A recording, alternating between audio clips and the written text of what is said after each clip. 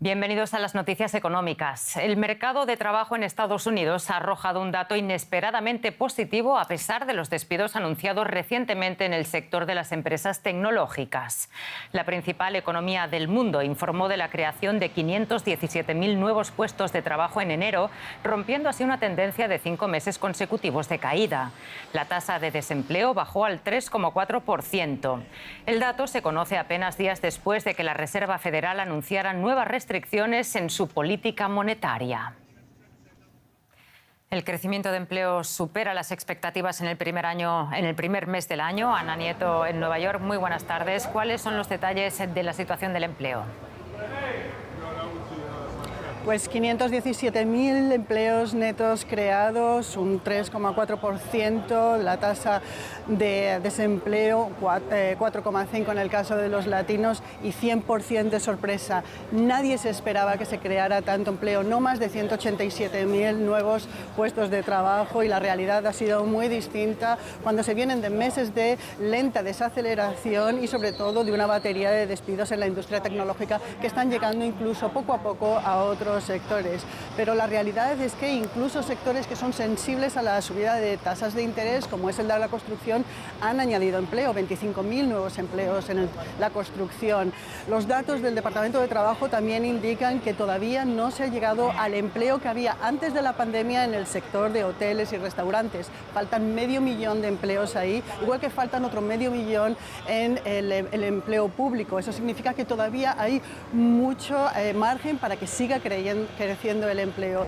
Parece ser que los empresarios no quieren verse en la tesitura de tener que volver a recomponer sus plantillas, como ha pasado después de la pandemia, y que prefieren eso, mantener las plantillas, a tener que despedir cuando la desaceleración todavía no se está manifestando del todo.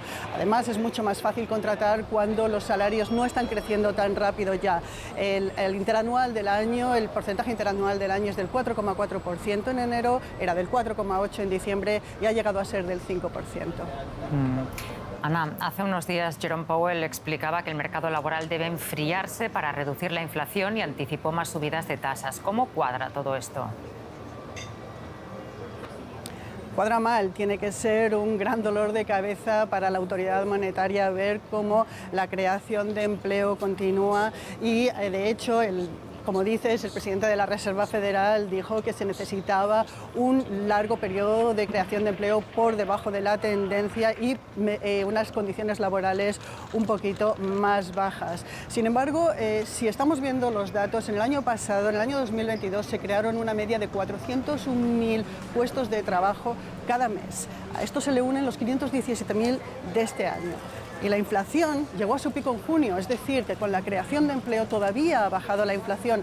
Es cierto que se han recuperado las cadenas de proveedores y es cierto que se ha estabilizado el precio del petróleo. También es cierto que la inflación del sector servicios todavía es alta, pero la realidad es que el consumo se está retrayendo, no obstante, y que a lo mejor la teoría de Jay Powell necesita algún matiz.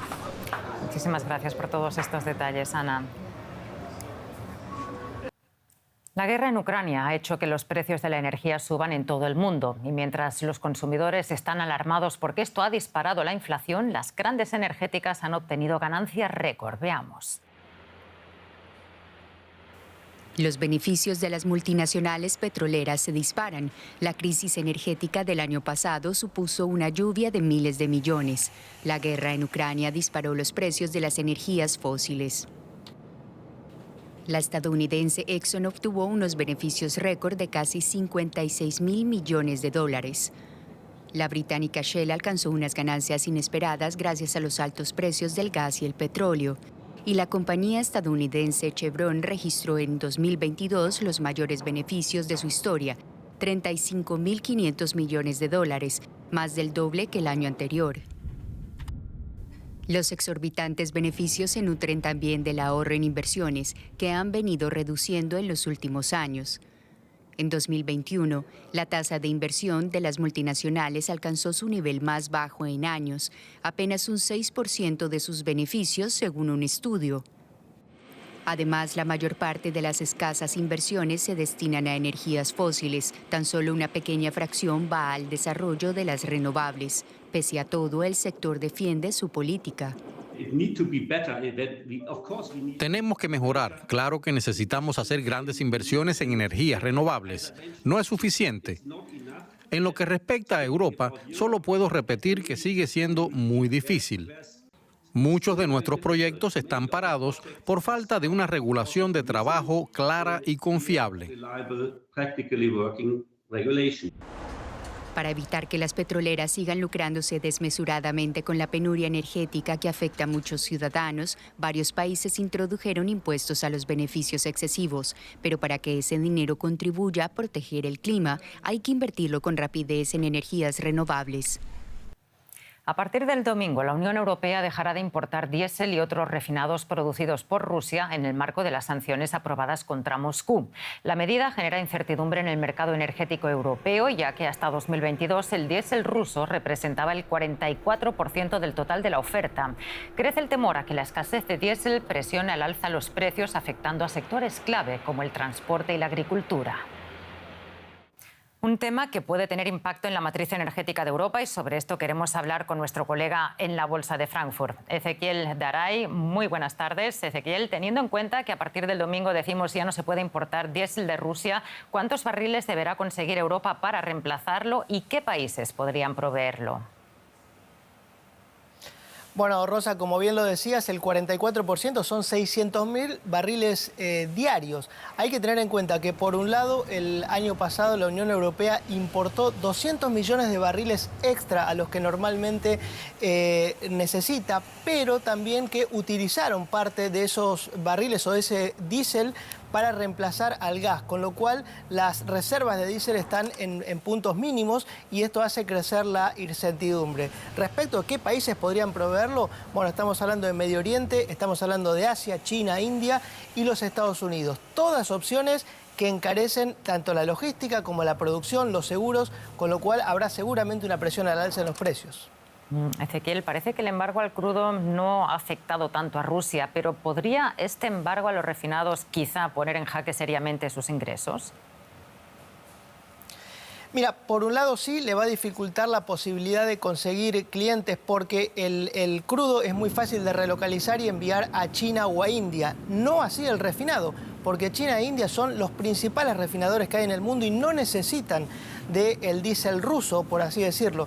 Sí lo pueden relocalizar en países como Turquía, algunos dicen que incluso Turquía lo podría revender a la Unión Europea, o algunos países de Latinoamérica. En cuanto a los precios, este tope al precio de $100 por barril de diésel que aplica a terceros países, están obligados estos terceros países a no pagar más que esto porque los barcos que transportan este material y los seguros son de la Unión Europea y la Unión Europea no les va a vender a los que paguen por encima de este tope. Pero con los costos que tiene Rusia para producir, algunos expertos dicen que todavía hay margen como para que siga ganando, con lo cual el efecto es incierto. Interesante. Muchas gracias por el análisis, Ezequiel. Buen fin de semana. Saludos. Vamos a otro tema. Colombia cerró 2022 con una inflación del 13%, la más alta en 2 décadas. Pero en alimentos y bebidas no alcohólicas esa tasa se duplicó. Las familias de bajos ingresos tienen dificultades para alimentar a sus hijos. Bogotá es la ciudad con más casos de desnutrición infantil, según el Instituto Nacional de Salud. La ciudad lleva años luchando con esta problemática, apoyándose en los colegios y comedores comunitarios. Mantener la alimentación de sus hijos es un reto que Wendy Trujillo enfrenta a diario. Está desordenada cuando estamos solos. El aumento del precio de los alimentos afecta las finanzas de su hogar y pone en peligro la salud de sus hijos, un varón y 2 gemelas. El mercado con lo caro que está no alcanza un mes. Mire que ya llegó la quincena, ya la comida ya se acabó. Ya hay que esperar ahora que paguen el 30. Nuevamente la quincena para volver a comprar la comida. El salario del esposo de Wendy es el único ingreso del hogar y no alcanza. Para comprar algo de mercado pidieron un préstamo. Les preocupa la salud de las niñas. Ella cuando nació pesó 2.500 gramos y ella es la más pequeña. Entonces por la estatura que ella tiene está bien de peso, pero para los meses que tiene debería de tener un poquito más de peso y un poquito más de estatura. Una de las alternativas que ofrece la ciudad para combatir la desnutrición infantil es la atención que reciben los niños en los jardines infantiles. Más de 470.000 personas están en inseguridad alimentaria severa, de acuerdo con la escala de inseguridad alimentaria latinoamericana de la Organización Latinoamericana para la Salud. Eso implica un reto gigantesco para la ciudad, no solamente en la atención de la inseguridad alimentaria de los adultos, sino sobre todo en la atención alimentaria de los niños y niñas que hoy se encuentran en esta situación. Otra alternativa son los comedores comunitarios, ubicados en los barrios más humildes de la ciudad. Acá los niños pueden comer alimentos variados que sus padres difícilmente pueden costear. Digamos que tenemos más o menos entre niños entre los 4 y los 18 años, más o menos tenemos 180 niños. De esos 180 niños, más o menos la mitad, estaríamos hablando de unos 90 niños, presentan bajo peso. Pero que lo que le comento, digamos que el proceso del comedor hace que eso mejore. El comedor es atendido por 4 cocineras que preparan más de 300 almuerzos al día. María Claret trabaja acá hace años y da fe del cambio que viven los niños beneficiados por el comedor. Cuando va pasando el tiempo uno va viendo el cambio de los niños en la carita, en el ánimo, porque hay niños que llegan todos no, es que no hemos desayunado, solo vamos a comer el almuerzo y nos vamos al colegio. Y ya al pasando el tiempo, entonces uno ve el cambio en los niños. Uno que despacha ve el cambio, sí señor. Wendy's, mientras tanto, vuelve al jardín en busca de cupo para su hijo. Para la familia es urgente, por la educación, pero sobre todo para garantizar las comidas de los niños. Dramática la situación de muchas familias allá en Bogotá. Con esto ponemos punto final al espacio de economía. Gracias por acompañarnos.